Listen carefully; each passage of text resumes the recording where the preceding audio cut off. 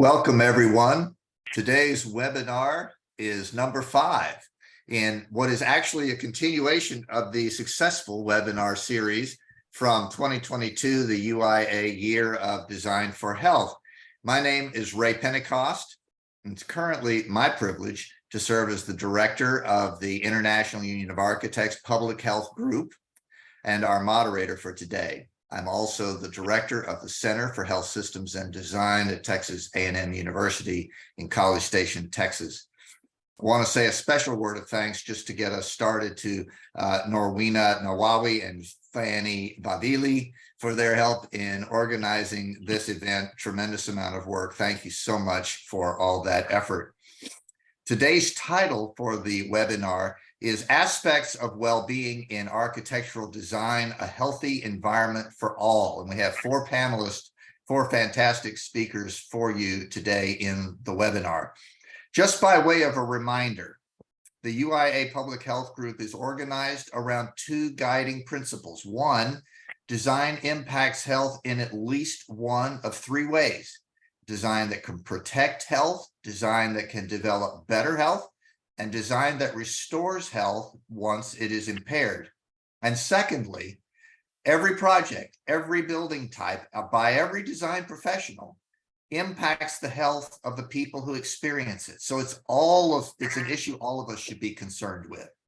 Today's webinar celebrates those 2 truths, and it shines a spotlight on creating a healthy environment for all.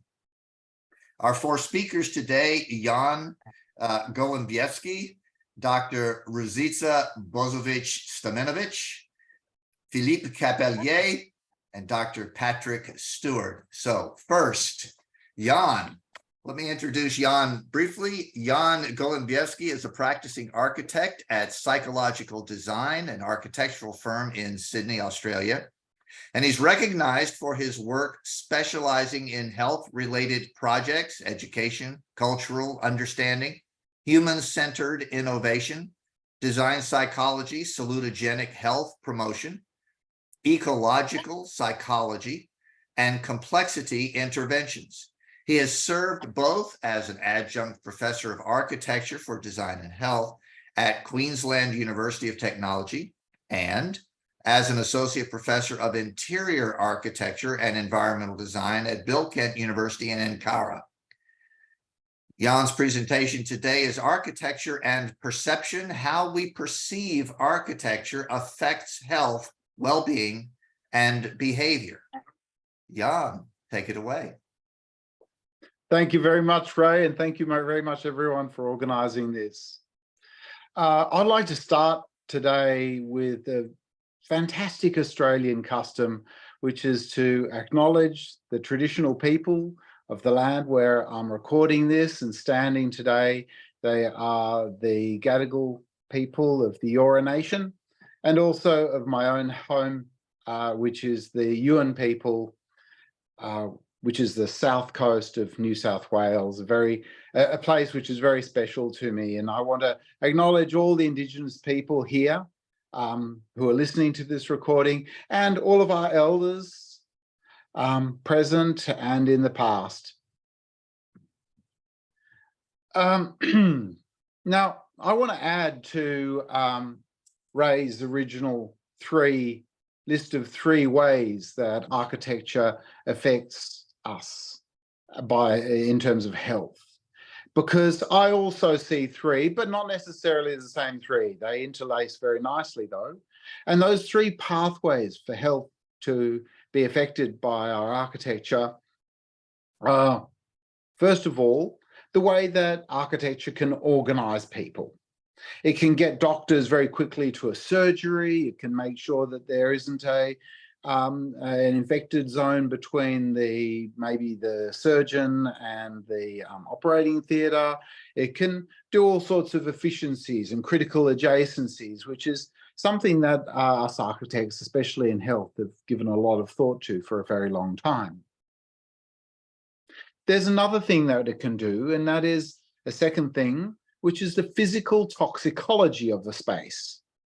You know, some carpets breed mold and there is toxic paints, and there's a whole host of things that people really should consider to make sure that people's illnesses aren't getting worse while they're in hospital or in a healthcare setting. But those two initial things are not the subject of this conversation today. What I'd like to talk about is how architecture is affected by this third factor, and it is perception. The way we perceive, the way we see, the way we smell, the way we feel the environment affects us in all kinds of ways that are hard to imagine. But I want to reassure you, and I will go into some detail later on, about how this actually has a very solid basis in our body chemistry and in our neuroscience. Now, when I tell people that architecture is affected, health is affected by the perception of the buildings around us, I get one of two responses. The more naive people say, oh, it must be the color of the walls. And I wish it were so simple. It strikes me as an incredibly sweet question. Oh, it must be the color of the wall. I've got very nice walls here. They're not painted at all. They're earth walls behind you in my office because I love them. But I can assure you that it isn't the color of those walls alone that is making me look so fit and healthy. The less naive and perhaps better read people will start talking about views of nature. And views of nature is a very good place to start because there's a huge body of knowledge about views of nature. It's been a subject of inquiry since the 1970s with Kaplan and Kaplan's work on attention restoration theory. And then later on in the 1980s, Roger Ulrich went and brought all of that into a hospital setting by looking at views of nature and how they affect recovery times. And that started an avalanche of sorts off as people started making more and more inquiries about pets in hospitals and all kinds of various ways of dissecting the view. But I want to ask about this process. What is it that made people recover much faster after surgery, as in Ulrich's 1984 paper? What is it that makes a sunny room in a hospital better for recovery from depression, as in Boachman and Hayes in 96? And what is it that lowers violence in community housing settings when there's just a few more trees around the very same buildings, as demonstrated in Keogh and Sullivan in 2001? I can assure you it's not only the color of the walls. Now, why do I want to expand this body of knowledge beyond this attention restoration theory and the biophilia hypothesis and these other hypotheses and theories that are so well researched and so wonderful for understanding how hospitals affect people's health? And the most obvious answer is that if we can really know what's going on, we can possibly improve these findings even more. And even if we can't, and I can't guarantee that we can, we might be able to use suboptimal settings in hospitals, which are frankly often the reality that us architects are handed. It's not like we architects have much choice in most cases about where a hospital is going to end up. So I want to look at the reasons why I believe that biophilia hypothesis and the attention restoration theory are effective. and I want to expand on them, but I don't want to do it in a way which in any way criticizes those theories. I want to say from the outset that that work is seminal and it's fantastic, and I believe every word that's written in those beautiful papers. But I want to offer my work as a way of triangulating this theory, because the truth can be arrived at from any direction. We don't have to approach the truth from the direction of the original research, and we don't have to approach the truth from the direction of the original data set. If we did, we wouldn't be able to necessarily replicate it. If we know what's going on, we should be able to find it many ways. Now, I want to just reinforce that this talk is about how perception itself affects our health. And to start off, I just want you to take a minute. You as the audience, I want you to take a minute to consider some of the most profound things that have ever happened in your life. Just stop and think of 2 or 3 things that were very profound in your life. And I will give you a couple of minutes.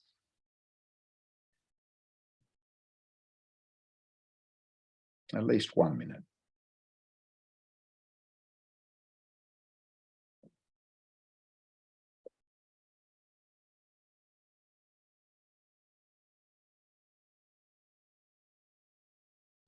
So what were those moments that you're reflecting on? Doesn't have to be just one, might be a couple. Even if they're just schematic, we can probably work with them already. I want you to, my guess is unless you're heavily traumatized in a paint factory, you're not going to be remembering the color of the walls. What you're much more likely to remember is an event or a series of events. So that may well include nature. A lot of the events that happen in my life do include nature, and definitely natural environment would be part of it, but not necessarily so. It might have happened indoors, this event, for you. So I want you to just consider that environment, and what is it? It's an event. It's a narrative structure. And this is really important because narratives are the way we structure our memories through narratives, we structure our perception through narratives, and we structure the very way that we recover through narratives. And so it's a really important thing to remember that even in your most profound moments, you're remembering stories, you're not just remembering wall colors. Where were you when September the 11th happened? When I ask that question, I'm likely to elicit a response that brings up the events that were happening around that time. I remember when I found out about it, I was on the phone. I still remember being on the phone. I remember where I was sitting. It wasn't much of an event, but it's the events that I was undertaking that I'm remembering best. What I'm trying to say here is that our stories are situated. Now, there's a beautiful theory to understand how stories and actions come together. And it's a theory composed by a man called James Jerome Gibson in a beautiful book on perception from 1979. And also, to some extent, the groundwork for this theory was done much earlier in 1932 by a guy called Bartlett. His theory was the theory of remembering schematic representation, the kind of title that you probably wouldn't use anymore, but in 1932 it must have sounded quite grand. Now, the theory of Gibson's, to put it very simply, is that the objects in our environment cause us to act. And those actions actually cause memory, and they cause all kinds of emotional and physical responses within us. When we go and find an apple, the apple calls us to eat. A seat will call us to sit. A juicing machine will cause us to make juice. And it doesn't necessarily mean that we'll act exactly as we're demanded by the objects in our environment, but the very temptation to do so is what's causing the cognitive process and the perceptual experience. We're not seeing a flash of red in an environment and going, oh, that must be an apple. We're actually seeing the apple for what it is within its situation, within its contextual experience. And when we come to these affordances, not all of them are good. We might come to an open window in a high building and feel compelled to leap out of it, or to a cliff's edge. There are many people that recognize this sensation of a desire to jump. We don't act on it, or most of us won't act on it most of the time, but occasionally it does happen. But this phenomena is so well known that in France, where some of you will be today, it's well known enough that there is a title for it. It's called l'appel de vide, the call of the void. And these actions that are compelled to us from the very physical things that we find around us in the environment affect our neurochemistry and our biology in very profound ways. What happens is we see and we smell and we hear, we perceive these items, these objects that are always situated within what's called behavior settings. And these objects cause us to act by creating what's called an action potential in the brain. The action potentials start at the back of the brain, usually with the 4 visual cortexes and the temporal and parietal lobes, where language and is stored and sound is first heard, and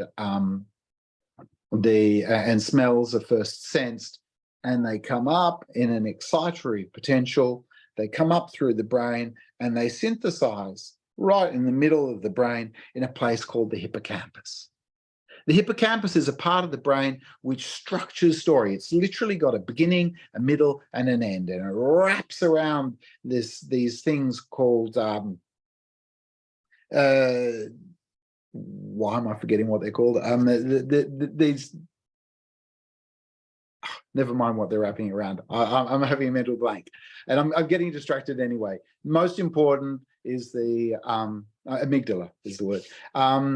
Most important is the hippocampus, which structures stories, and it reaches to the nearby organs for language for those stories, for context for those stories, and schemata for where those stories are situated. Once that action potential is complete, there is an inhibitory potential, which comes from the front of the brain, going backwards, and it kind of eradicates the action potential. And if a healthy person in a normal state of consciousness experiences one of these action potentials, they see an object, the inhibitory potential that comes after it from the brain tends to be great enough that no action ends up happening. You go and see an apple in a store, you don't have to buy it, you don't have to eat it, because you've also got this inhibitory potential which comes from the front of the brain and reaches back.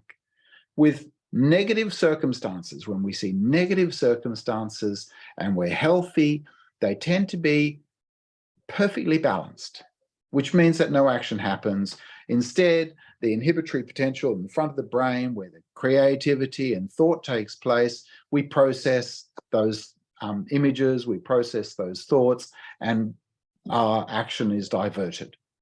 On the other hand, if we're unhealthy and we see images and situations which are challenging in one way or another, our inhibitory potential isn't nearly strong enough to react against the excitatory potential and things happen.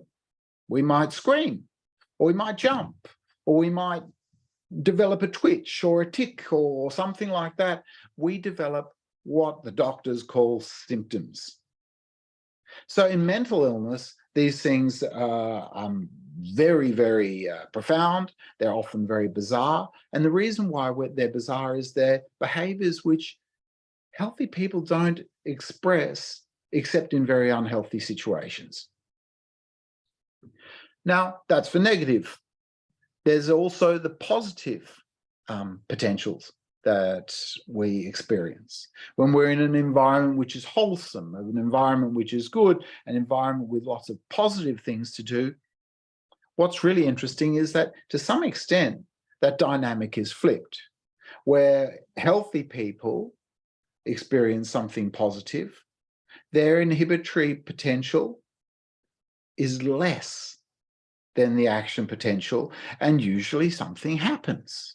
A spontaneous thing happens, a kind of symptom, if you like, but a positive one, and therefore it's not a symptom, it's something that is good. We might laugh, we might smile, we might just simply act on the affordance ahead of us. That's and because it's a good thing, it's not considered a symptom. But if we're suffering from a deficit, we don't have the energy, we don't have the resources to cope with these positive and negative images and environments around us. The opposite can happen if we're sick, when we don't have those extra resources. And we find that the positive affordances around us are over-inhibited. So we might come across something that is beautiful, something that is very pleasant, something that is nice, and we don't react enough.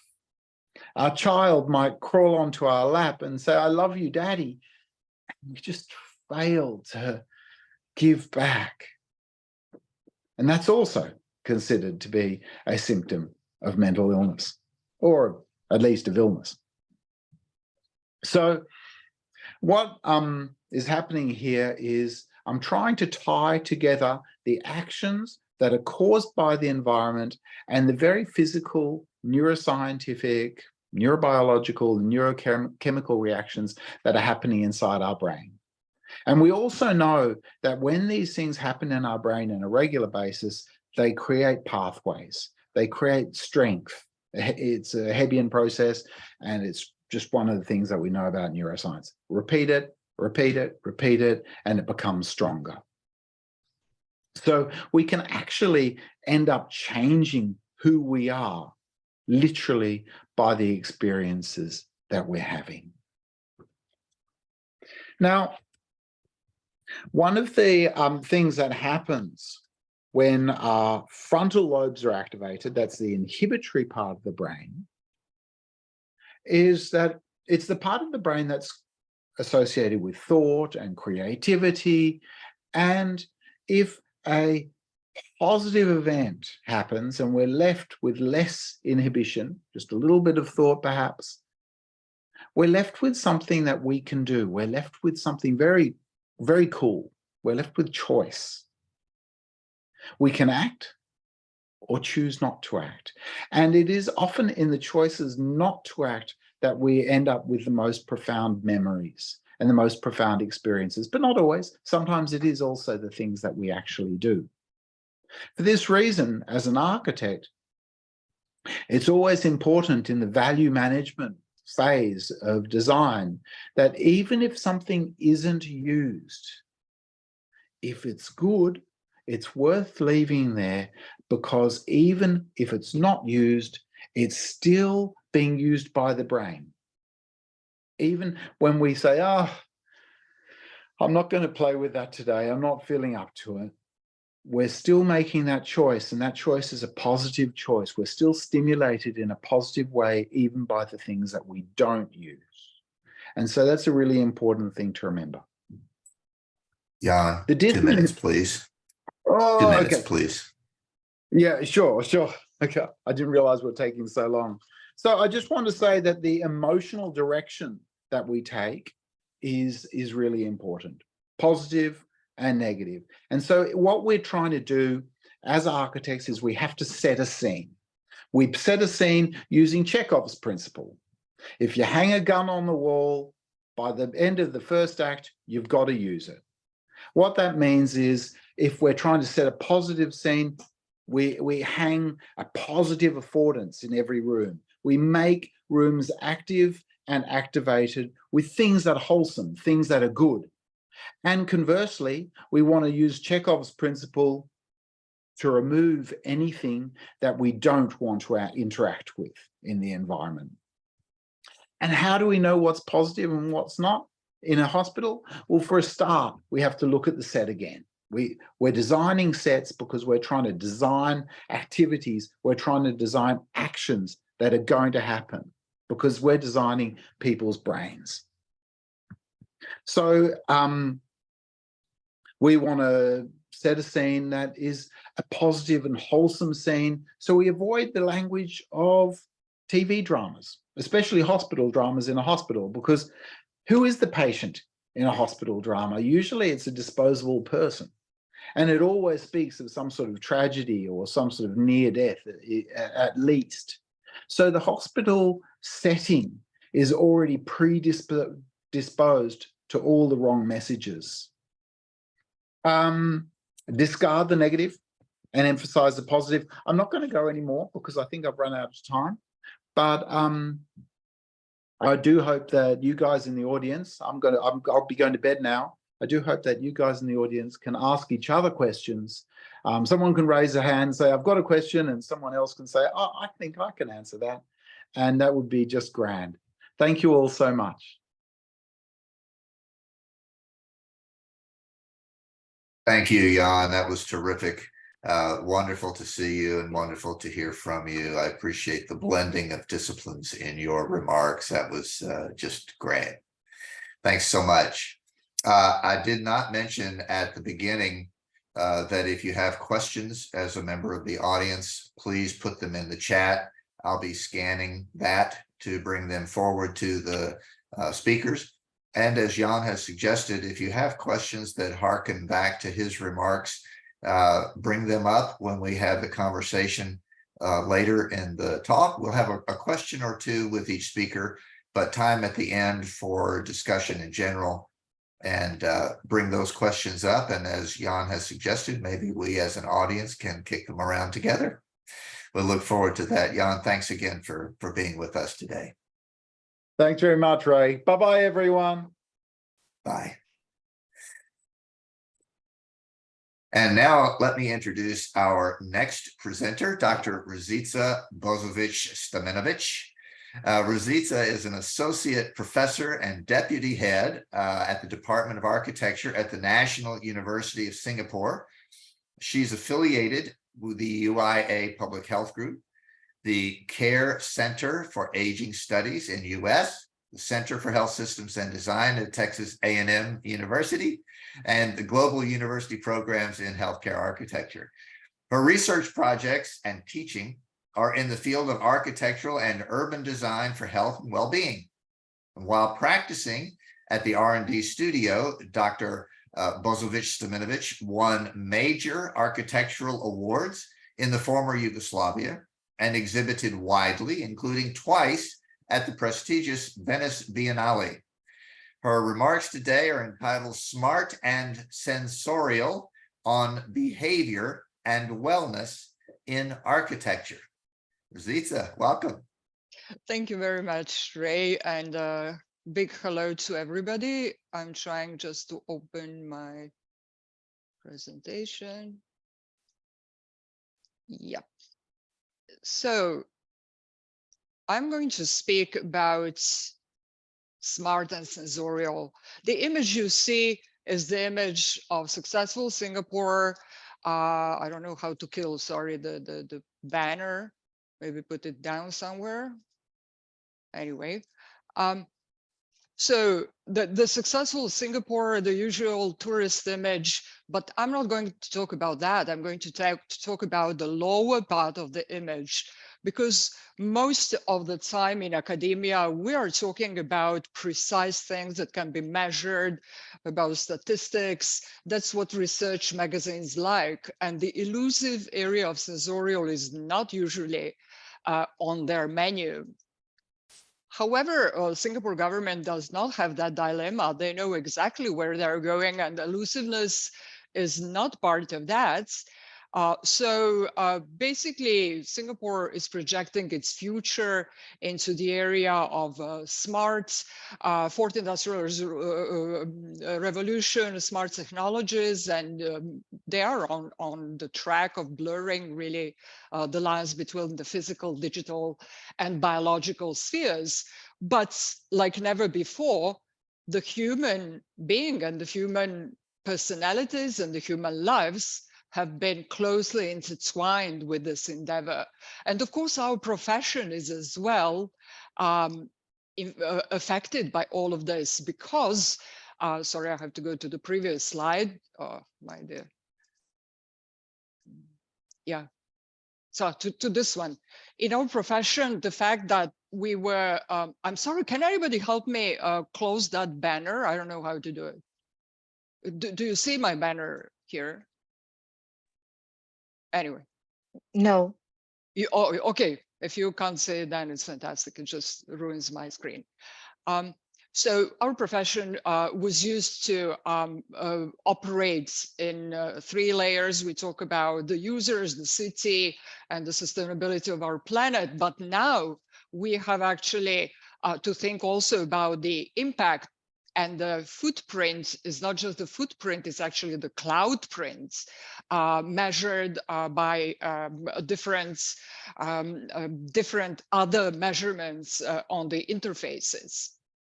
And again, the difference is also because the users that occupy this perfect world that this image is projecting are not feeling that well. We have actually articles like this talking about well-dressed, successful, and depressed, high level of high functioning depression. And when we look closer into that, we are actually in the area of that elusiveness, because the world that is producing this kind of prototype of success is not the world that allows for the sensorial systems that we all have to actually work in the way that Jan so beautifully explained in his presentation before me. So what I say is usually that half of our minds, brains, and feelings are just dormant, anesthetized, and we are nothing more than the sculptures maybe from the main streets in Singapore. If I ask this question my students, and I can ask you as well, would you build a bank building using bamboo? Probably half of you would say immediately no, like my students do. The other half is wise. They also think no, but they don't say anything, thinking, okay, this must be some sort of a trick question. And actually, in reality, you can, yes, you can build a bank building. Why not? Anyway, money is not held behind the bamboo screens. It's either somewhere in that cloud or in the vaults. So yes, you can do that, but you still will not do it, because the representational and the factual regarding this question are actually equally effective in shaping the perception regarding this question, or the perception regarding reality.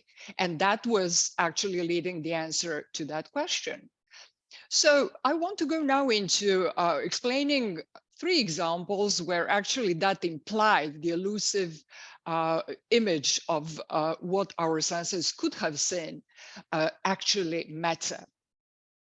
So the first example is from our recent period that we all experienced, the COVID period.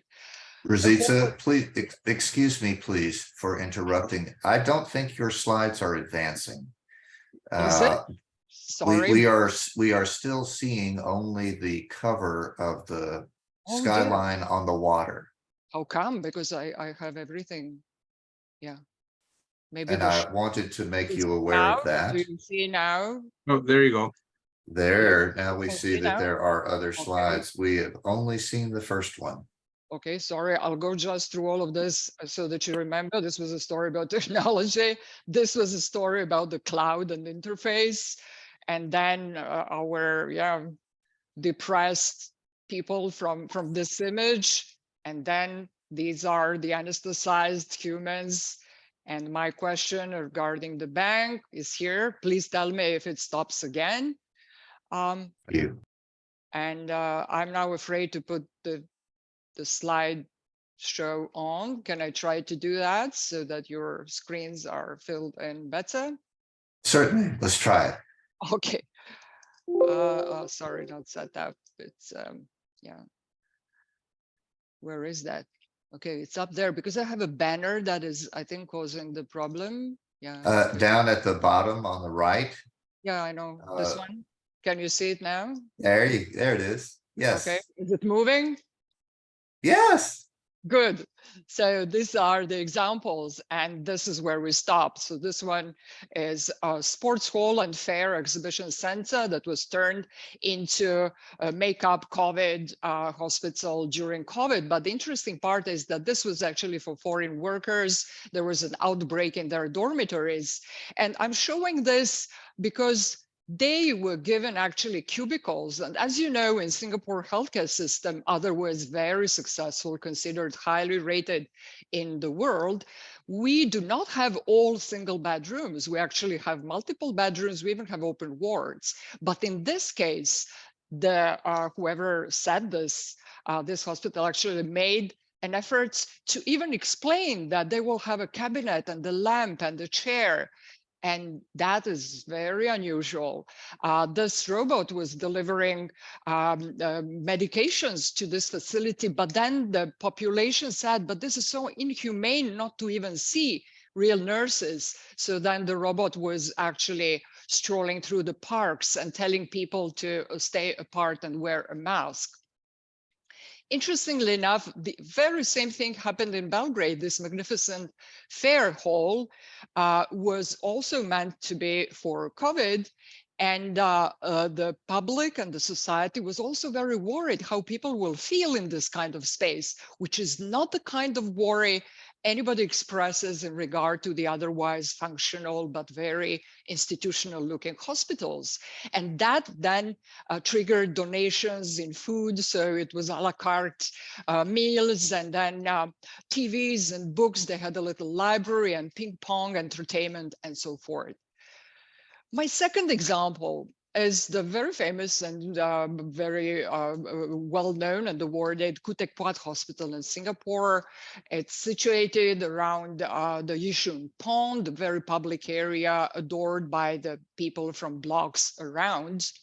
And that hospital was actually a breakthrough because it has a lot of natural and consideration for biophilia, a number of gardens, 7 of them all different. But what I like to highlight here is actually this one, is the public walkway right in front of the hospital, which is always full of people who have no problem socializing at the steps, which belong to the hospital, by the way, or having a meal with a family on a Sunday morning in the cafeteria, which also belongs to a hospital.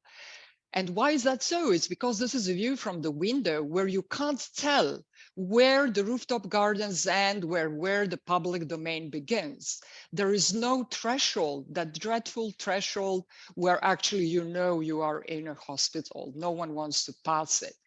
And this is the very top garden, which is actually an agricultural garden. They grow crops and corn and papayas. And because no hospital would have any fund for this kind of activity, the people from the community actually come volunteer during the weekends. And I found children, I took this image, school children in the hospital premises working on their project on fishes, which are actually grown in the water features around the hospital.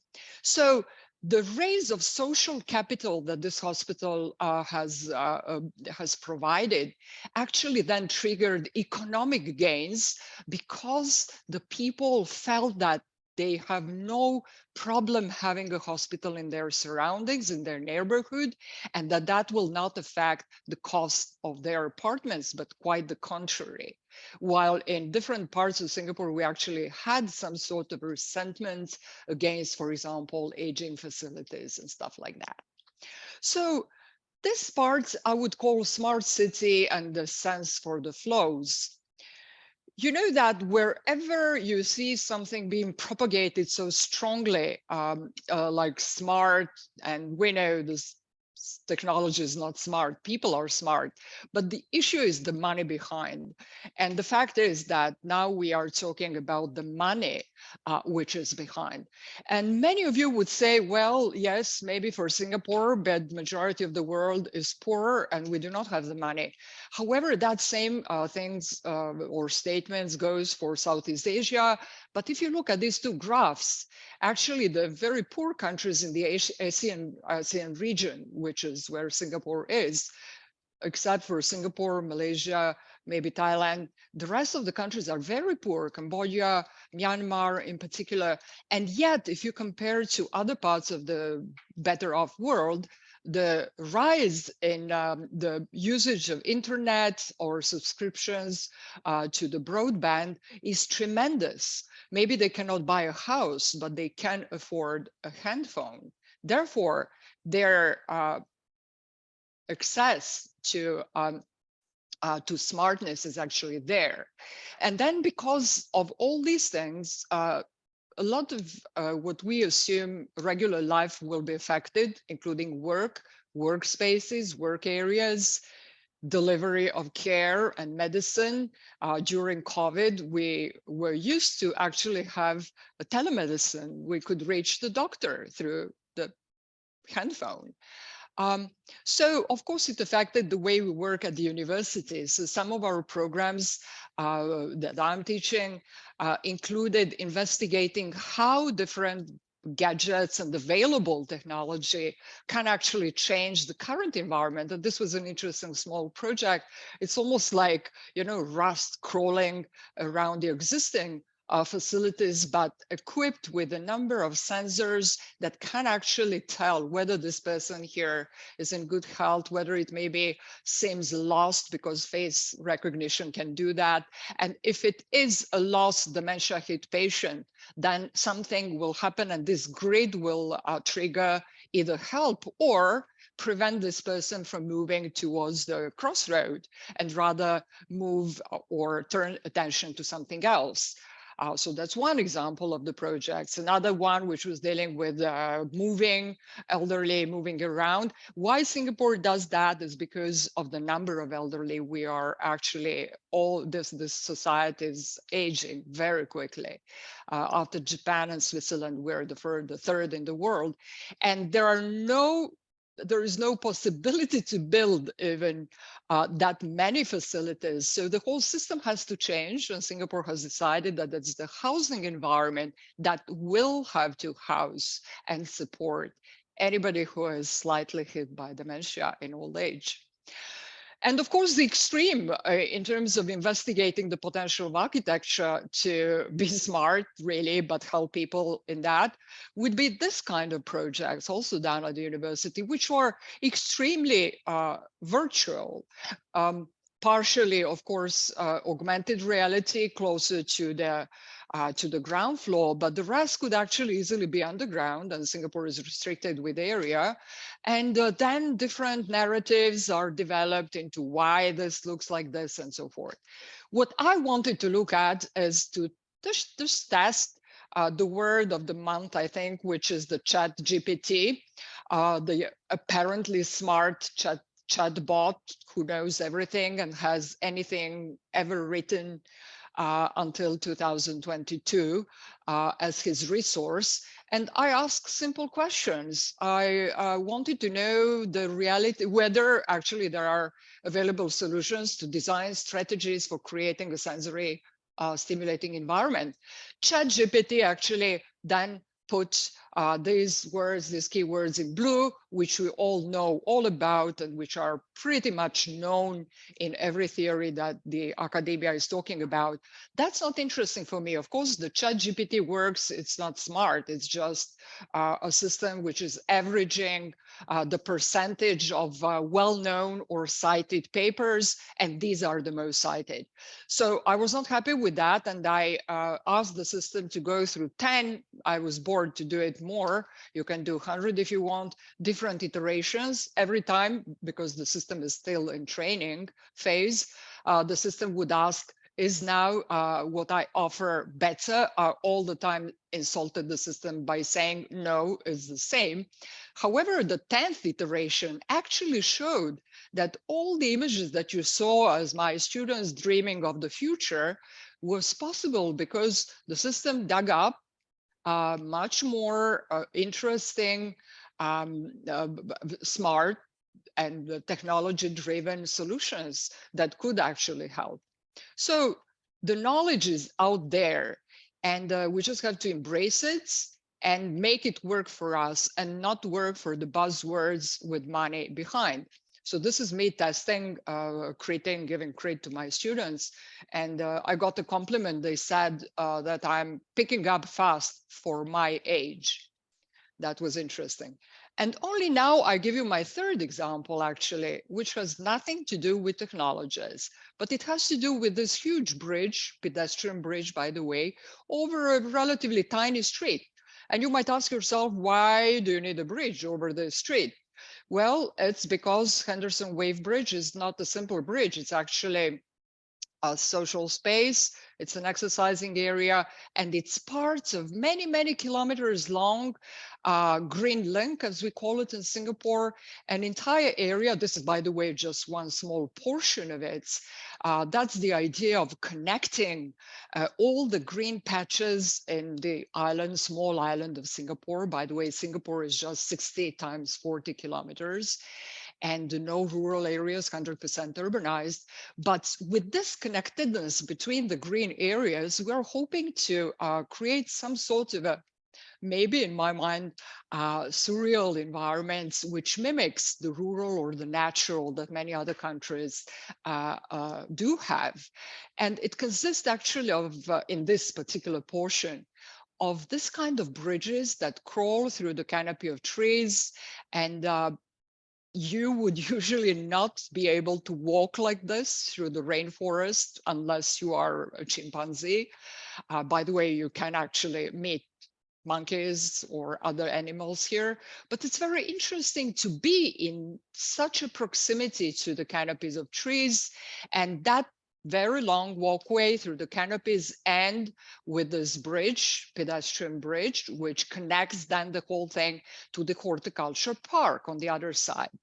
However, if you look at this bridge, whose name is Alexandra Arch, you will notice that this bridge is not a regular bridge. Why? Because everybody who graduated in architecture engineering knows that building a bridge across a street, you would position it perpendicularly, right? Like this. That's the span, which is logical. However, this bridge runs diagonally. Why is that so? Well, because it does not belong to the system of streets, to this domain of the urban that we are talking about. This one belongs to a different narrative, and that's smart. Because then, even though you are aware of the street down there, your brain just blocks the noise. You have walked through those rooftops, you go proceed to the horticulture park, and you can walk for dozens and dozens of kilometers being immersed in nature. And then you feel differently without any technology.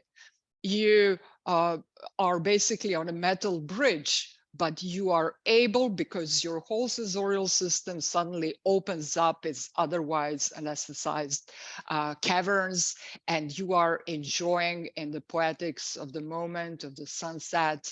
And that is my point of the story, that we do not need technology to create this, but we need to embrace it and to use it in a smart way. Thank you very much.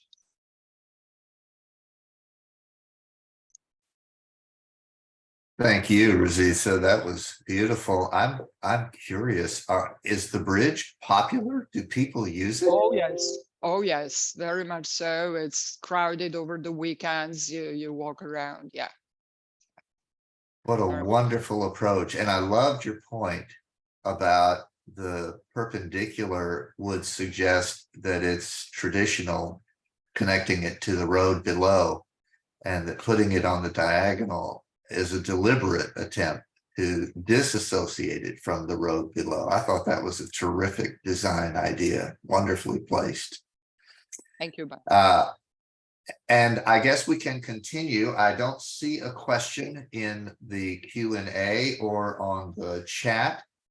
So I will allow then our next presenter to come forward. And thank you again, Ruzica. That was really a beautiful talk, beautiful imagery, and a great message. Thank you. Sorry for the beginning. No, not at all. Not at all. Our next presenter is Philippe Capelier. Philippe is the director of Blue Tango Architectures, an architectural firm specializing in the realization of institutional and public buildings, including social housing. He is co-director of the UIA Social Habitat Work Program, a board member of the Syndicate de l'Architecture in France. I should say that correctly, Syndicat de l'Architecture France, and associate professor and lecturer at École Nationale Supérieure d'Architecture de Montpellier.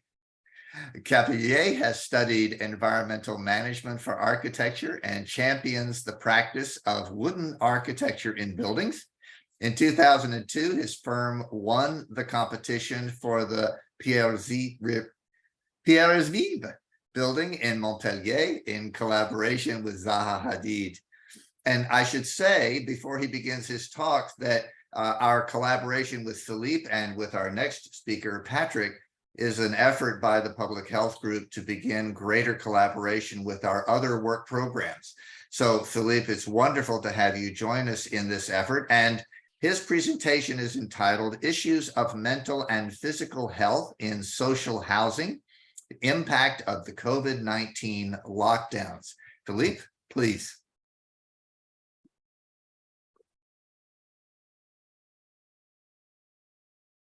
You're on mute, Philippe, please. Philippe, you're still on mute. Yeah, the sound. Yeah, thank you, Jeff, for your presentation, and thank you for your invitation. Okay,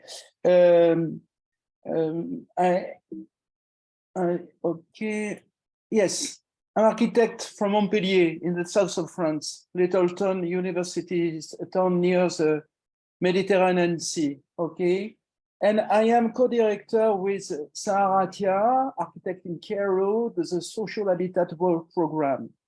The Social Habitat Work Program is a group of 24 architects spread over the 5 continents, research architects or practicing architects. This working group is a crossroads for the different thoughts and processes to provide social housing. It operates as an observatory of social housing, but also as a think tank to initiate new thinking. Housing for the most disadvantaged is the right to housing for all. A place to live that protects everyone's lives and provides health, security, privacy. I'm sorry for the phone. The COVID pandemic all over the world and the lockdowns have revealed the dysfunctions of collective housing, especially social housing. Suddenly, all the activities of all the members of the family were concentrated in the same place. The promiscuity, bearable when it's limited to meals and resting, becomes difficult when it's prolonged 24 hours a day, even dramatic for families facing violence, addiction, or illness. Our work program shared the different experiences in each country identified a number of problems and start to think about proposals to improve the living conditions inside the dwellings. To address the issue of both mental and physical health in social housing, I propose a general approach through the elements that constitute it.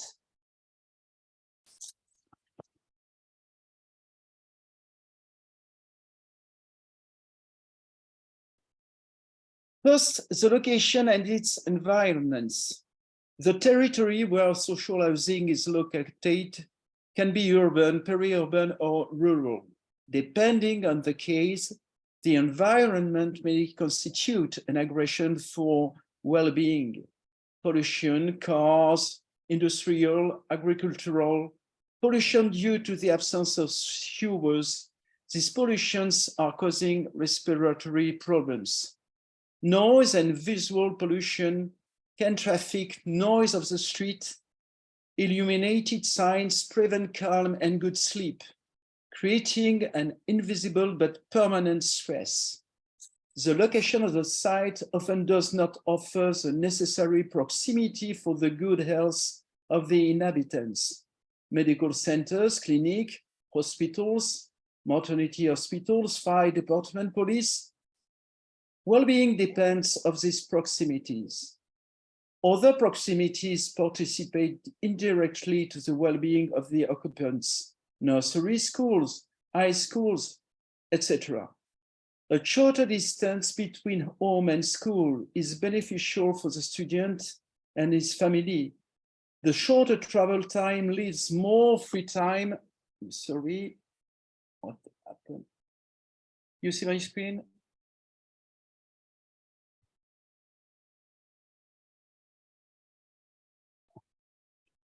A shorter distance between home and school is beneficial for the student and his family. The shorter travel time leaves more free time for work or entertainment, reduces the risk of accident during the journey, and it reduces the possibility anxiety of parents. The proximity of playgrounds and sport facility encourages physical exercise, which is a condition for good health and well-being. Essential as well is the proximity of cultural facilities, theaters, museums, cinemas, libraries, which are places of inspiration and which allow people to rise above the contingency of daily life. The surroundings of social housing projects are therefore a determining factor for the physical and mental well-being of its inhabitants. The choice of the sites does not depend directly on the architects. However, they must intervene with their clients to remind them of the requirements.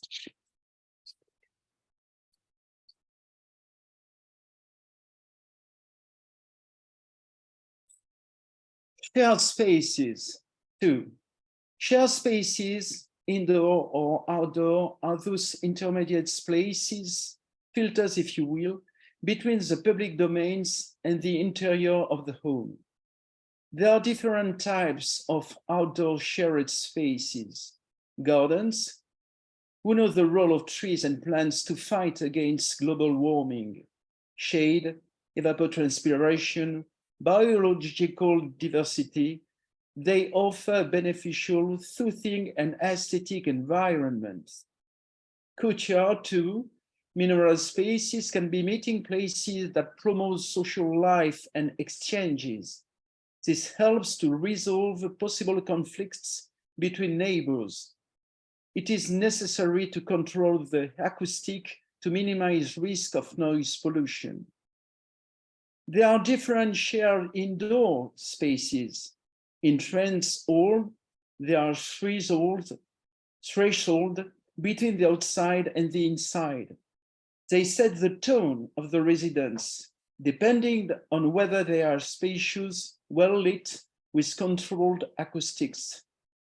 The circulations toward the collective housing must also be conceived as places of sociability. Dimension, natural lighting, ventilation, acoustic treatment participate to calm the relations between neighbors and reducing the stresses of the daily life inside social housing, and which offer complementary spaces in case of crisis or lockdown. The quality of shared spaces relaxes the atmosphere and thus contributes to the good health of the inhabitants. On the contrary, the absence of these qualities can create stress. And when it comes to a pandemic, quality interior spaces reduce the risks of contagion. Outdoor spaces, gardens, and courtyards offer freedom to leave people's homes without going out into the street. This quality promotes solidarity and mutual support among residents, which are other ways to protect their well-being.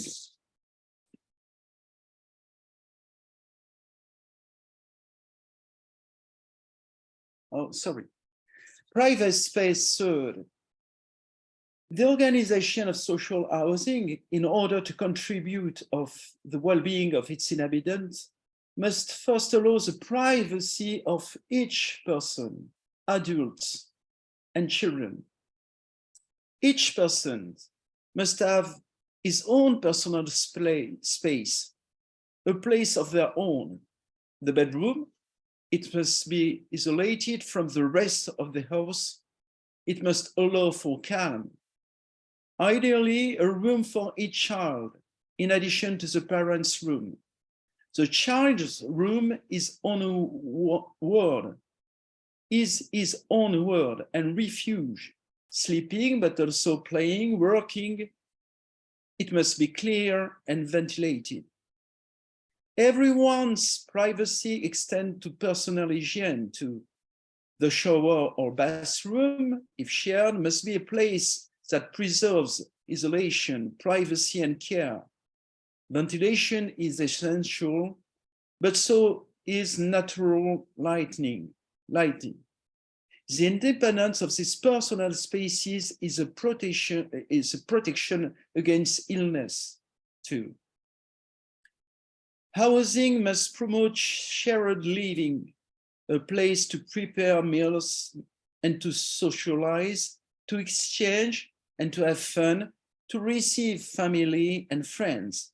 The living room must be separated from the bedrooms of the house. This separation of personal and private spaces is a requirement for the health of and the well-being of the social housing occupants. Social housing must include a teleworking option. Each unit should include an extra room for work. The isolation of the different activities of the different people in a dwelling allow their coactivity in the distancing that independence can impose.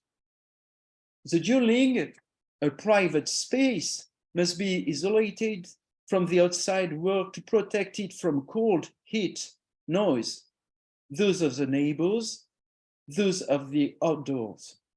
Thermal and phonic insulation are essential to the comfort of each one.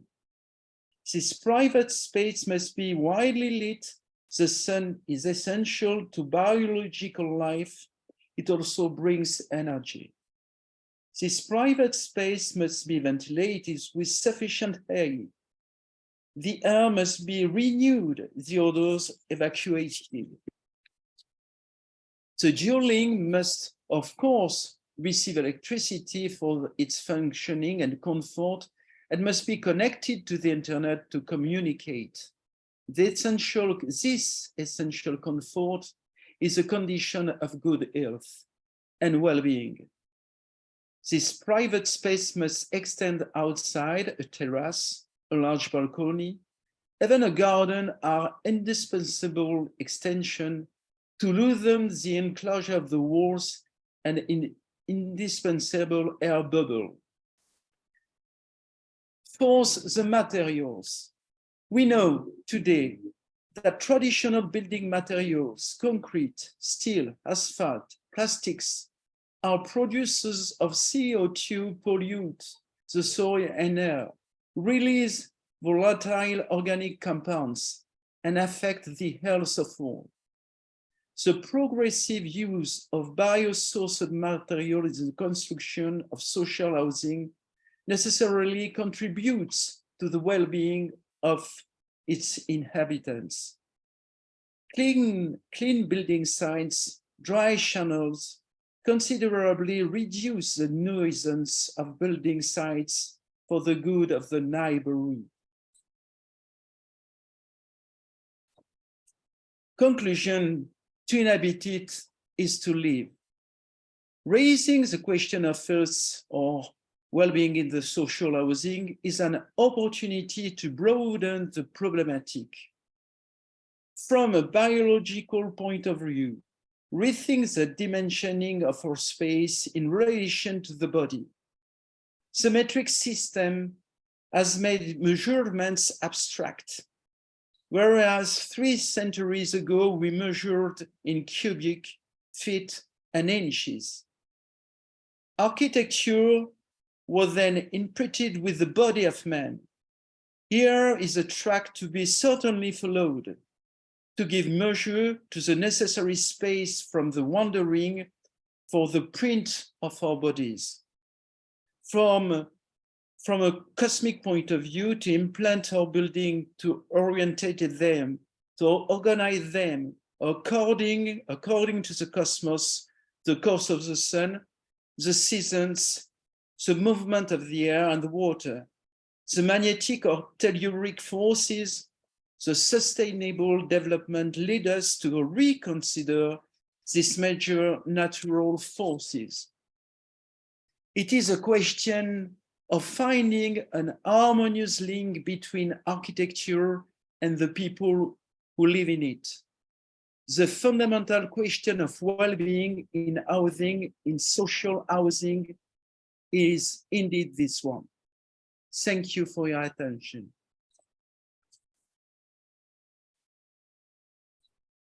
Thank you, Philippe. Beautiful presentation, beautiful images, and a great challenge to us to revisit the familiar. Housing is something that we almost take for granted, and to be challenged to see it through different lenses and for different purposes and through different design priorities is a wonderful exercise. And our designs should be better for having thought about these things today. Thank you so very much. I do not see a question directly for you. So let's continue with the presentations, and perhaps we will have questions after we have heard from all of our presenters. And maybe at that point, we can have some open discussion. I would look forward to that. So thank you, Philippe. And let me introduce our next presenter, Patrick Stewart. Dr. Patrick Stewart. Patrick Stewart is a Nisagas architect and the first Aboriginal person to become president of the Architectural Institute of British Columbia, a graduate of Simon Fraser University, the Technical University of Nova Scotia, McGill University, and the University of British Columbia. He has studied the role of Indigenous knowledge in Indigenous architecture. He was the chair of the Provincial Aboriginal Homelessness Committee for British Columbia and of the Indigenous Task Force for the Royal Architectural Institute of Canada. He is the founding principal of Patrick R. Stewart Architect, a full-service architectural firm with a First Nations community development focus. This is our second attempt to reach out and do things jointly with another of the work programs. Patrick leads the Indigenous Culture work program with UIA. Patrick's remarks today are entitled Architecture as Indigenous Voice, Culture. Patrick, let's hear from you. Thank you. Thank you, Ray. Morning, everybody. Good afternoon, good evening, wherever you are on the globe. It's early here. It's 6 a.m. So, we'll get me will Austin. So architecture as indigenous voice as culture. My name is Luke Patrick Reed Stewart. I'm an architect here in British Columbia, Canada, and glad to be here. I'm calling in from the traditional unceded territory of the Chilkoot peoples, on whose land I live, work, and play. So welcome. Sinin Itan. So the culture I'm from, the Nisga'a, is northwest British Columbia, near Alaska. And there's a couple of shots here. One on the left is the modern community, and the one on the right is when the missionaries came in the late 1800s.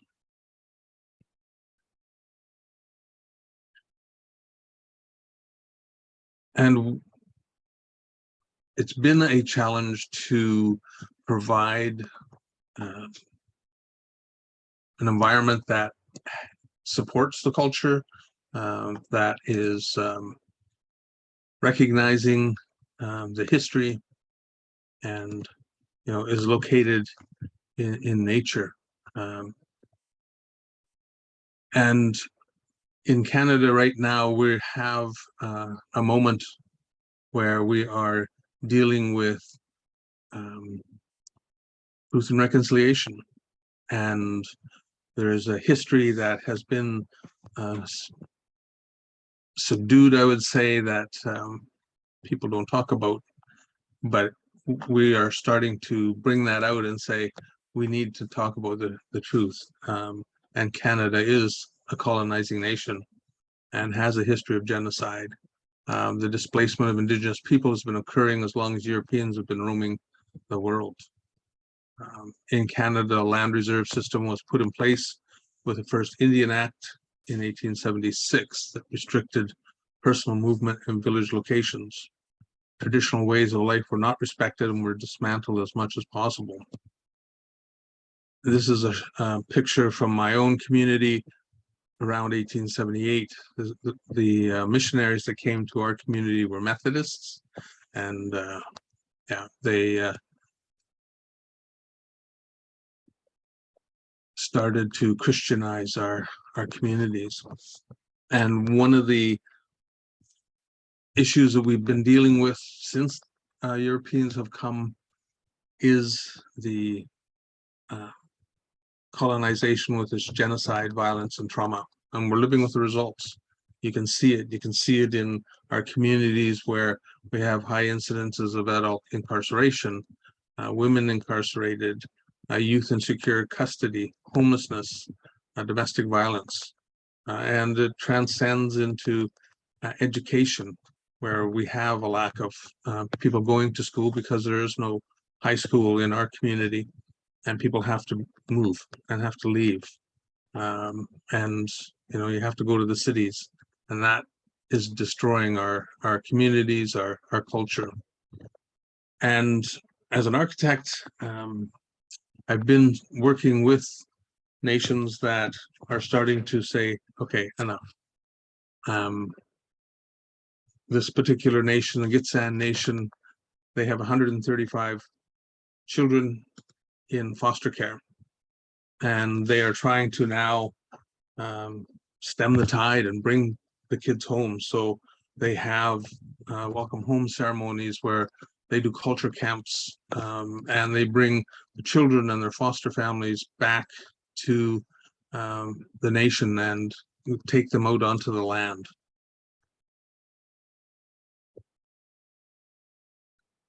Because there's so many issues that our communities deal with right across the country. And it's not only Canada, but all of Turtle Island, which is North America. and as well other countries deal with similar issues. So this nation wanted to bring kids home. So we decided that this was a project that we really wanted to be involved with. It's community longhouses for children in care, youth aging out of care, and strengthening families. And so this is the first longhouse that is under construction. This is a winter shot, which was just, this was a shot from last month, actually. Snow's going now, but it's one example, and what they're wanting to do is build longhouses in each of the communities to be able to bring their children home. So in these longhouses, they would be able to bring children in care. They would be able to have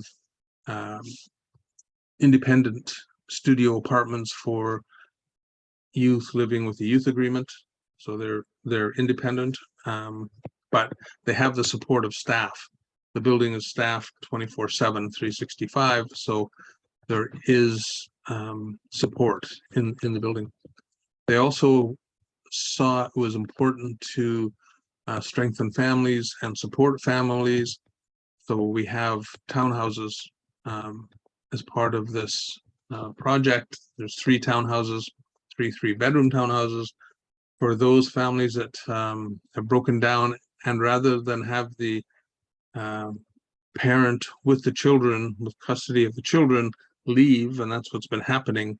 They leave the village, they leave the territory, and they never come back. They go to the city. And so what Gitxsan Child and Family is trying to do is provide services and resources for those families. And it's a problem throughout the province. We have 700 youth age out of care every year in BC, British Columbia. And half of those, the statistics show that half of those end up homeless. And so that's an issue.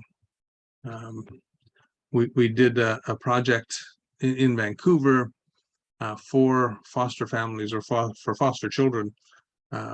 And the units here are allocated to the children. So the youth has the opportunity to age in place. And that is such a good stabilizing effect in a young person's life. And if a family breaks down in here, then it's the adults that are removed. The child gets to stay, the youth gets to stay. And when they age out here, they can move within the building to a studio apartment. And they still have the support of staff in the building. There's a youth mentorship program, there's counselors, and they support the youth as they age. And this is run by a urban native nonprofit, Luma Native Housing Society. And when the youth are ready to leave the nest, as it were, and leave the support of this building, when they leave the studio apartments, Luma will try to house them within their units. Luma runs about 800 units in Vancouver. So this is the idea of this project was to support the culture, and so this is bringing the culture to the street. Our history was that when the missionaries came, they chopped our totem poles down, they floated them away. They're in museums. You all know the story, I'm sure. And we're still repatriating our material culture that were taken away. Our nation just repatriated 2 months ago a pole that was in Scotland, and they brought it back So what I wanted to do with this project was put the culture on the street. I said they violently took it away, and I'm violently putting it back. This project ran into all kinds of problems with City Hall. They didn't like our red fascia. They said it's doesn't belong here, and the only red they allowed was in Chinatown. And we said, well, that's just not acceptable. This is one of the our traditional colors, and we want to have it on our buildings. And that was a fight that the client, the nonprofit society, took to City Hall, and they won the right to have the building designed and with the colors that they wanted. And ceremony is also very important. And from the beginning, when the land is a raw piece of property or land, before we start anything, the site is blessed for the use.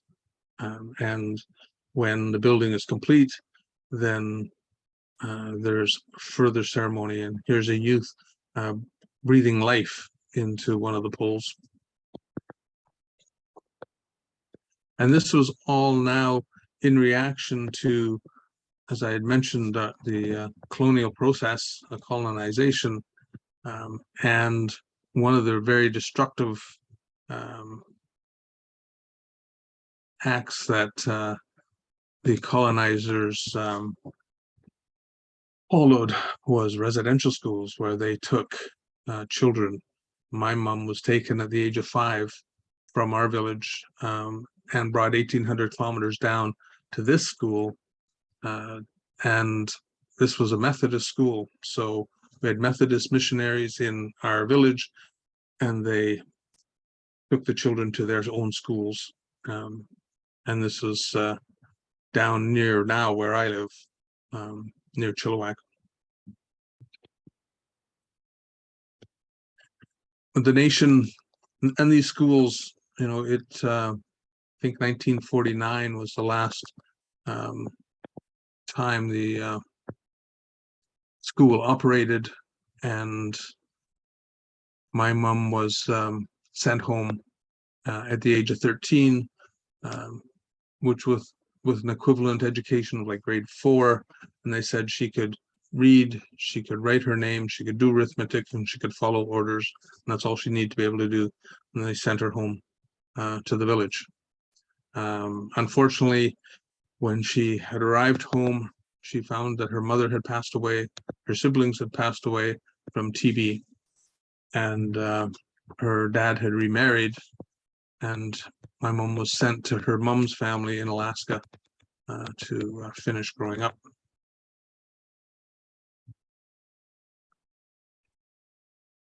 On the land that the residential school sat, the nations wanted to use that land, and the missionaries were in a way smart in the way that they located the schools, because this was traditionally a gathering place.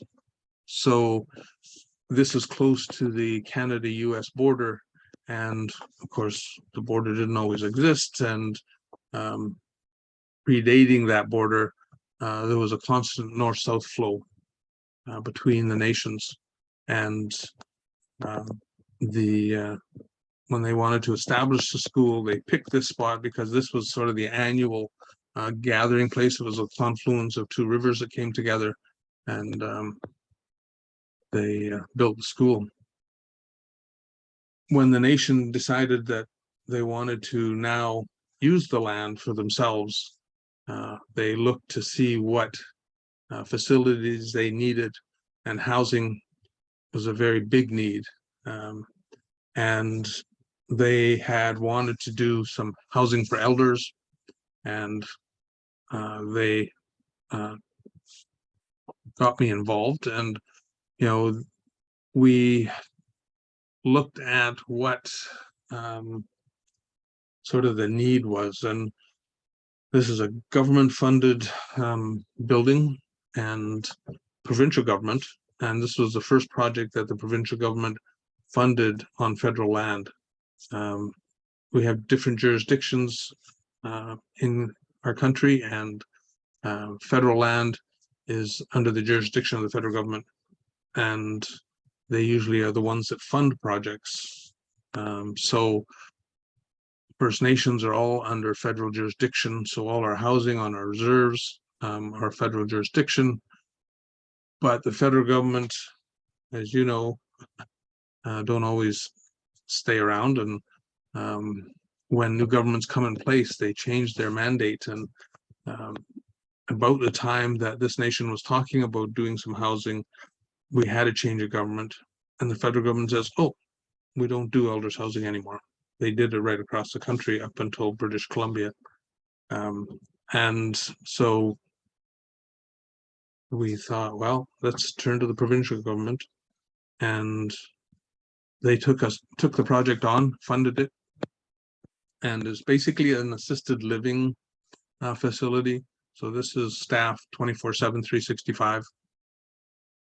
But what it allowed the nation to do is bring its elders home, because there were elders living hundreds of kilometers away, up in the Okanagan, up in Prince George, which is up north, and there were elders in Vancouver, on Vancouver Island.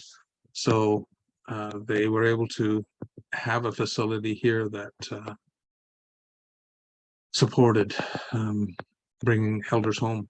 And I was very pleased that during COVID, there was no COVID cases in this building. And I would check on with the staff to see how the building fared. I mean, we designed it in a way that it was spacious and had lots of light and had a lot of accessibility.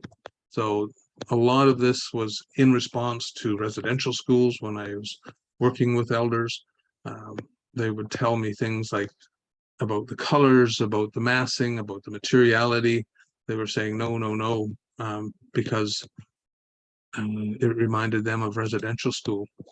And so, you know, we had a very porous kind of building where every suite had its own exterior patio and access to a little garden and area. And, you know, it was what they wanted was more, I guess what I would say, more humane in a sense, because this was their own private space that they lived in. Also on the grounds of the former residential school, the community wanted to house its current activities. So they have 3D offices, they have a cultural center, they've got an archaeological department, and they've got economic development, and they wanted to bring them all together into the site. So they were dispersed before this building in a bunch of trailers, modular kind of buildings, and so they wanted to get rid of those and build a building. And this was, the design was inspired by an historic longhouse called Watery Eaves, and it was sort of the genesis. For those of you that know LEED, this is a LEED Gold building, and it's actually a concrete tilt-up, and the walls were formed on site. They were poured on site and tilted. So we were able to employ local labor, which was an important facet of the project.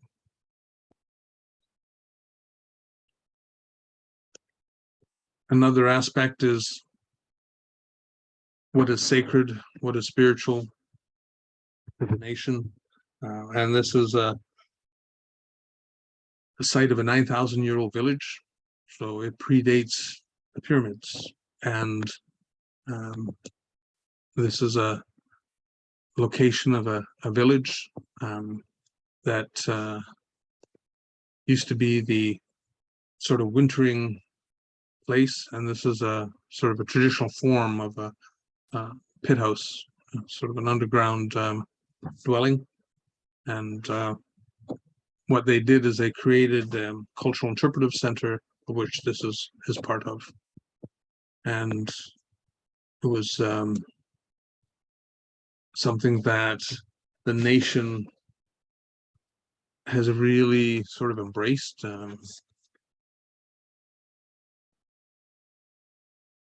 And we had, I think, over 12,000 school kids have come through there annually. And as you can see, it's a very heavy timbered structure.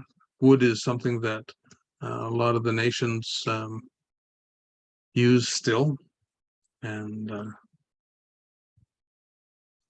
this is an outdoor theater that another nation built in commemoration of a treaty that was signed over 100 years ago, and they wanted to commemorate that. So we designed an outdoor theater with them, and the person that designed it was actually a community member, and she went to architecture school. This was her thesis project, and she came to work for me after she graduated.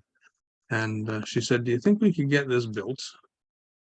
And I said, "Well, let's talk to council, with chief and council." And we did, and they were interested in having it built. We helped them raise funding for it, and it was built by a local contractor.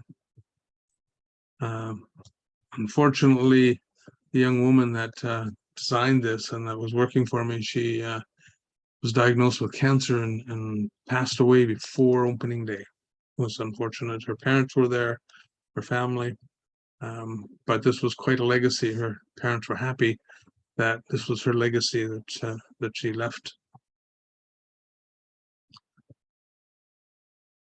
So when I'm working with the community, there are elements that I follow, and to me, this is working with indigenous communities, sort of the foundation from where I work from. And it is about respect, relationships, relevance, reflection, reciprocity, redistribution, and responsibility. And it is something that I know the communities embrace, and I've seen it in projects where some of my earliest projects are now 25 years old, and I'm just amazed at how well they've stood up. And these are all heavy timber structures, and the way that we acknowledge the culture. And to me, when I look at the design process that we follow, it involves the community. We have youth, we have elders, we have artists, we have language speakers. I've been to basket weaving conferences, and those designs come into the projects, and I always see myself more as a facilitator of the culture, and as coming into the communities, it's not my information. So there is great respect for the community's knowledge. So their traditional knowledge is what informs design, and it shows in their care for the buildings. I've compared our buildings with other buildings funded by government that there was no input, and the government just said, "Here's a building," and they provide the design. There's no input, and it's built by outside forces, and the community has no invested interest in it, and it shows in their maintenance of the building. So that's for me a responsibility that I have to make sure that their voice is coming out in the building, in the community. So I see it carrying through the culture, by the culture, for the culture. And Toi Sinison, thank you.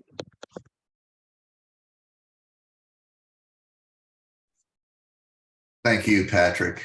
Beautiful presentation, beautiful imagery, wonderful stories that go with the beautiful images. Thank you for sharing all of that. We did have one question that came in for you specifically while you were talking. The question is from Fanny. It seems that cultural elements are including in the design. That happens on the facade only, or is it part of the general design concept? It has different levels, so it does come into the building for sure.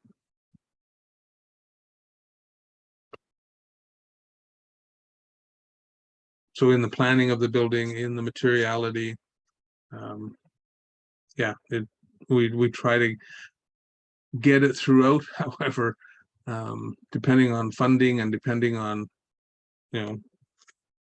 authorities having jurisdiction, if I can get one good idea in a project, I have to be happy, because there's so many forces at play, and it's not always easy. Thanks for the question. So a general question to the panel. In your experience, in your circle of professionals and people with whom you work, do you think our profession is embracing the idea that our designs impact people's health? You think that message is getting through?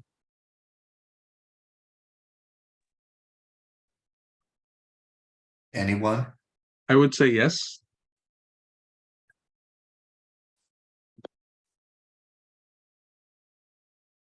Yes. Ruzica, Philippe? Yeah, yes, I think you are right. That's the key question, because the message has been understood, but I would say the majority still repeat the buzzwords, not really understanding the deepness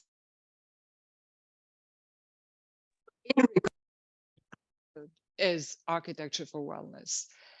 And we who know a little bit more about this area, being interested in it, we can see oftentimes the superficial application of the knowledge that we are sharing. That's where I think the danger is. The message has been out, the message is understood, but then when the discipline of architecture needs to take steps and adjust itself to understand well what needs to be changed and done, then we go for easy solutions, paste greenery on the facade, and you're okay. Yeah. I think we've probably all seen some of that. You're right. Philippe, any thoughts? Sir? Sound, Philippe? Yes. In France, the place of the tree in the city is more and more important, okay?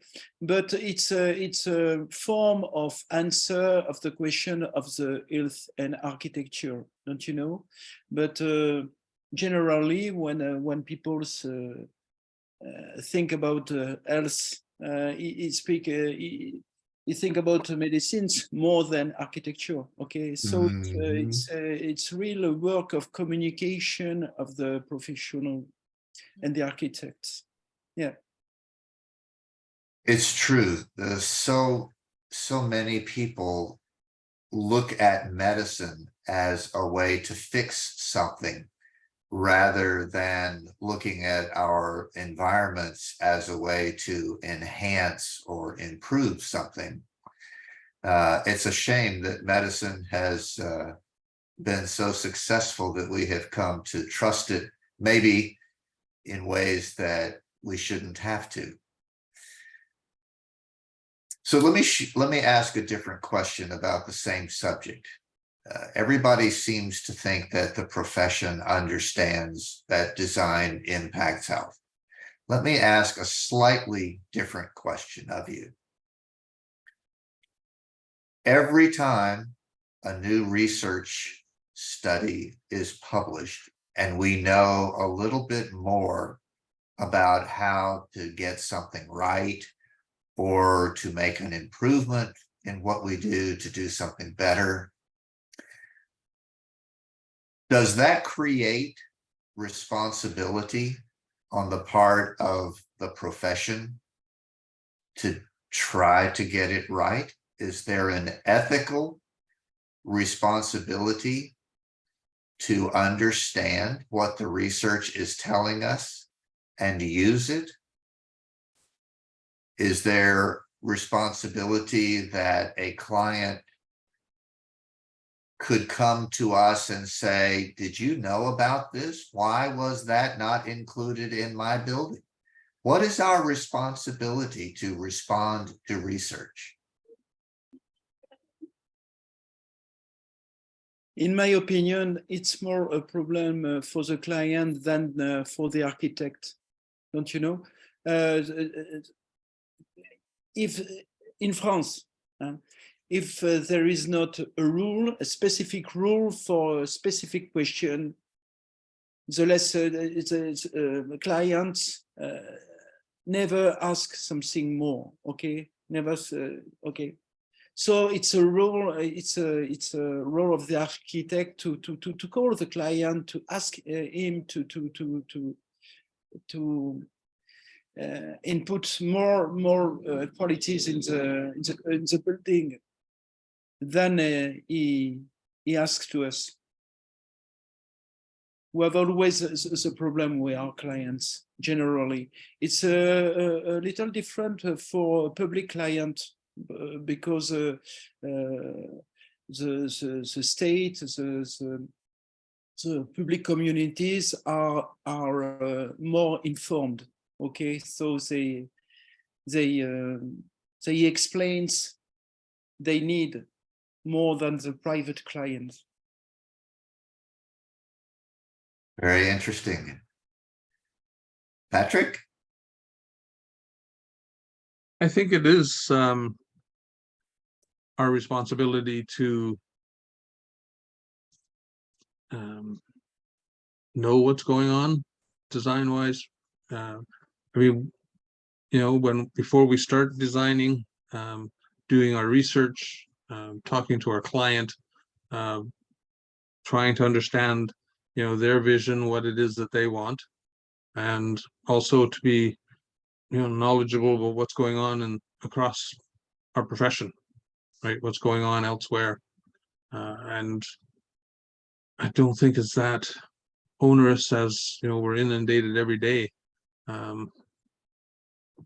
Publications, web, everything, you know, and for those that also have their hand in teaching, that's a great way to also push boundaries and have discussion. And I think it does start with bringing students, you know, into knowledge of what we're doing, and you know, they come out, they graduate more informed of the potential. Ruzica, any thoughts? Yes, I think Patrick got it right. It's a lot on education, but being an educator myself, I know how difficult it is to impose that on to our novel new profile of students that we are dealing with. And our profile of students are kids whose first thing they touch when they wake up in the morning is their handphone, who are used to, who scroll, who never go to the library, but scroll they are 99% into visual culture, never having to ask themselves because they don't feel the need for it. And then we are not asking them to look beyond the visual. And all of these things that Ray put ahead of us to discuss are actually beyond the visual. So that is the biggest challenge, actually, how to, and of course, when I say that, they will say, oh, sorry, you are from this analog world era, you know, and forget it. You know, so it's very important in a way to show them, to show the students in their own examples. I have a very simple test. I'll describe it even without an image. I tell them, I'll say a word and you have to draw immediately the first thing that comes to your mind in a second. And I say a house. Each and every student, 99%, do that test, will draw a simple square with a pitched roof on the top. And those who quickly draw add 2 windows and 1 door. And we are in Singapore, where everything is high rise. Then I was like, how come you all live in high rise? Why did you do that? And then they are silent and they think, and they say, yes, it comes from the intrinsic parts of the brain that Jan was talking about. You see, because that shelter, that's Nicolas Ledoux, except that they're not learning that in our schools anymore. So it's, I think the methods, the pedagogical methods have to, in a way, change. That's a good opportunity to have some more fun in schools, because we've been repeating for decades the same kind of principles, right? You get the brief and then you deliver a form and it's published again through visual means. And that's architecture. That's not it. Architecture is that reflection on my first image that you unfortunately stared too long at. Sorry about it. But you see, I also, I'm not saying learn, but I became much more aware of that living in Asia, because as a Westerner, we live in a different domain in a way, unlike maybe the Eastern cultures, who are much more sensitive to the non-visual, the in-between. There. The Japanese have the word that's in between. Elusiveness. That's beautiful. Do you think our profession is appreciating the importance of research to influence their design? Have we crossed that barrier? Are we embracing it now, Ruzica? Okay, so first of all, Ray, yes, we'll have to embrace it. You know, by nature, humans are not kind. We have to learn that. So we are embracing it because we have to. And then the way it is embraced also has to be imposed. I live in Singapore, of course, which has tremendously efficient governments and laws and everything, but it comes handy in this kind of situations, because if the government says society has to take care of, you know, of the health of the people, together with the government, then architecture has to change, because society means also places where people live, public areas, everything. And you see the change. So then suddenly all my democratic European free will principles go down the drain, because I see that this works, you know. That's funny. Philippe, are your colleagues embracing research?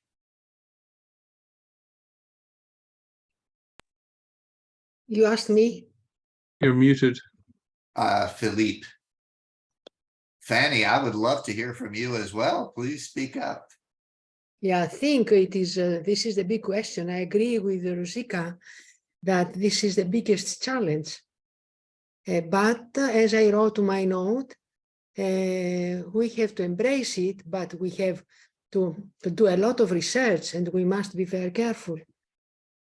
And to your question, yes, research, yes, always.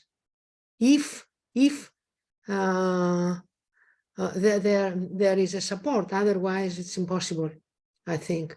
And this period is not the period for research in architecture as we know architecture until now.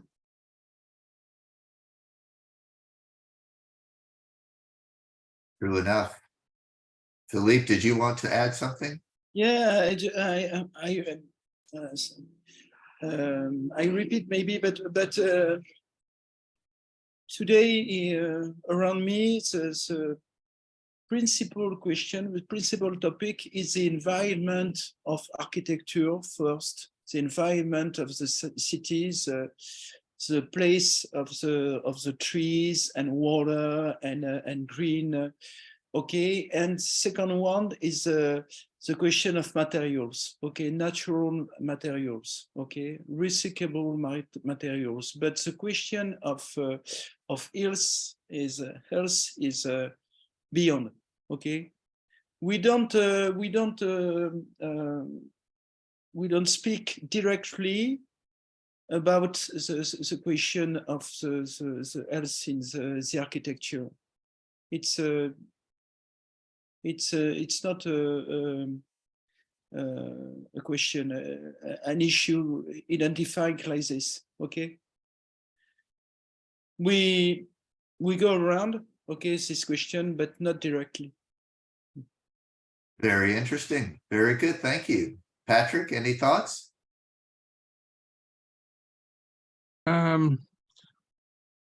Not really any additional things other than what I've already said.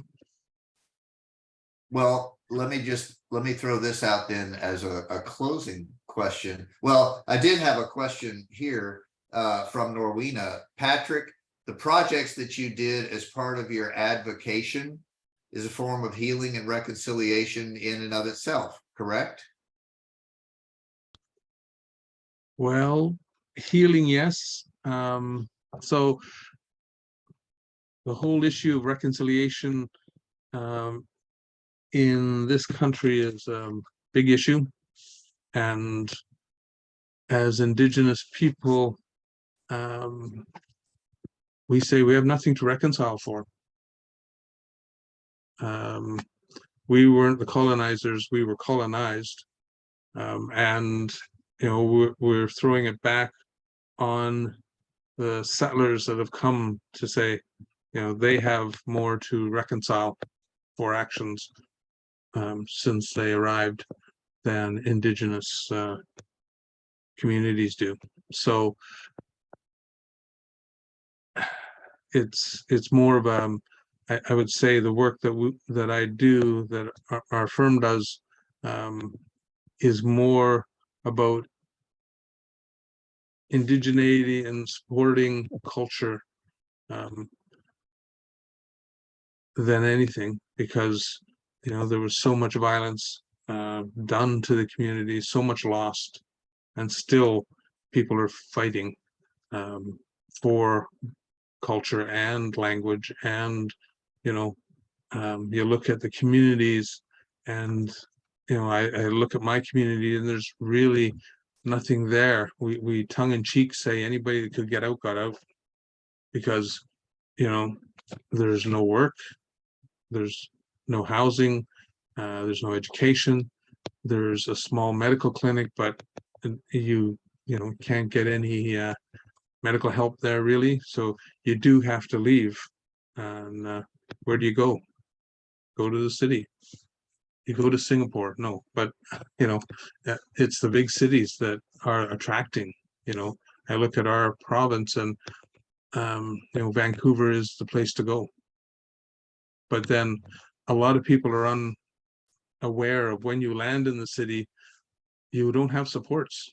There's so many people that come to the city for, say, medical treatment. They get that treatment, and then the hospital releases them, and they've got nowhere to go. They've got, you know, they end up, a lot of people on the street. You know, Indigenous people are overrepresented among the homeless population. We're in this province, I think 4% of the population, but we're 40% of the homeless. So, you know, there's definite moves to be done towards, you know, reconciliation that, you know, our governments are not there yet. Well, our time is almost up. Let me ask our panelists for a very quick answer, a lightning round. And the final question is, when it comes to architecture for well-being, architecture for health, what is the research frontier? What do we need to understand better in order to make our architecture more powerfully supportive of health and well-being? Quick answers all around. Ruzica? For me, common sense. Common sense means to give meaning to words. There is no healthy food. All food needs to be healthy. Therefore, it's called food. If it's not healthy, it's called poison. Same for architecture. Architecture is a discipline of spirit and materiality. If it doesn't have spirit, it's not architecture, it's civil engineering. So sometimes that kind of sharp clarity is needed and it needs to be said. And I can afford to say that I'm at the end of a career, but young researchers at the university cannot say that because their papers stating that will not be published. So that's where we need support from UIA, from the body of practitioners to say, listen, words have meaning, let's stick to the meanings and do our best. And then architecture will move on. Wonderful words. Excellent, excellent. Philippe? I will say that it's to think the architecture from our body, to thinking architecture by every senses of the man, with ears, with taste, with all our sense. If we think architecture with all our senses, the question of health is resolved. Like, I think. Thinking Excellent. architecture from our body. Excellent, excellent. All right, Patrick, you get the final word. I think there needs to be recognition, at least in our country, that housing is a social determinant of health. That's not understood, that's not recognized, that's not supported. And I think there's a place for the UIA, and that's really why we started advocating for the Indigenous Peoples Work Program, to try to bring the issues, globally, like the United Nations Declaration on the Rights of Indigenous Peoples. It's not discussed, it's not supported. The UIA hasn't discussed it. And I think that's time. Well said. Well, I hope this can be a first step for us. Involving you in this webinar on health and design is a great start. We look forward to doing more with you and to learning more about the Indigenous peoples' issues so that we can bring spiritual and emotional and mental health and physical well-being and all of the aspects of health to our designs. Well, we're about out of time. I think there's time for me to say one more round of thank yous. I mentioned Norwina and Fanny at the beginning, organizing this event, which I have thoroughly enjoyed, and I hope everyone else has as well. But I also want to thank the folks at the UIA who worked so hard to produce an event like this. Miwati has been wonderful making arrangements for us. We've had support from Sonia and Pei-Ying and President Cortez and others. And Miwati, if I haven't named someone who has been helpful, please apologize to them for me. We so appreciate the help that UIA gives to us in helping make these webinars possible on architecture for health and for well-being. But we're at the end of our time, and I thank everyone who joined us. It's been a lot of fun. Thanks so much. Look forward to our next webinar. We'll have news of that coming out soon. Thank you. Thank you, Ray, for your moderating. Great job. Yeah, very interesting. Goodbye. Bye. Thanks, everybody. Bye-bye. Goodbye. Thank you.